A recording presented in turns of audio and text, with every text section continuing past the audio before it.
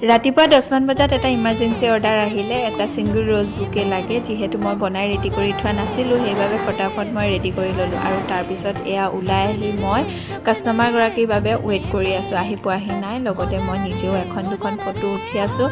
আৰু কাষ্টমাৰগৰাকী আহি পালে তেওঁক দি ল'লোঁ ভিডিঅ'টো যিহেতু যোৱাকালি মঙলবাৰৰ তো মই আহি পালোহি হনুমান মন্দিৰ হনুমান বাবাক সেৱা কৰিবৰ কাৰণে চাকি বন্তি লৈ মেলি ল'লোঁ আৰু তাৰপিছত মন্দিৰলৈ সোমাই আহি ধুনীয়াকৈ চাকি জ্বলাই ল'লোঁ তাৰপিছৰ সময়খিনি হনুমান বাবা আৰু মোৰ একান্তই ব্যক্তিগত সময় সেইকাৰণে সেইখিনিত কেমেৰা একদমেই এলাও নাই পূজা কৰি উঠি ধুনীয়াকৈ হনুমান চালিচা পাঠ কৰিলোঁ আৰু পাঠ কৰাৰ পিছতে ইয়াতে মই অলপ সময় এনেকৈ বহি বহুত বেছি শান্তি পাওঁ সেইকাৰণে অকণমান সময় ইয়াতে বহি আছোঁ তাৰপিছত ঘৰলৈ বুলি ওলালোঁ ঘৰলৈ ওলাওঁতে কিবা কিবি বস্তু কেইটামান কিনিব আছিলে চ' দোকানত সোমাই কিনি ল'লোঁ আৰু কিনাৰ পিছতে এয়া আহি পালোহি ঘৰ আজি মোৰ জানো কিয় কিবা এটা বেলেগ ধৰণৰ বস্তু খাব মন গৈছে সেইকাৰণে ঘৰতে আছিলে সান্দহগুড়ি আৰু কল সেয়া চাহকাপৰ লগত খালোঁ আৰু আজিলৈ ইমানেই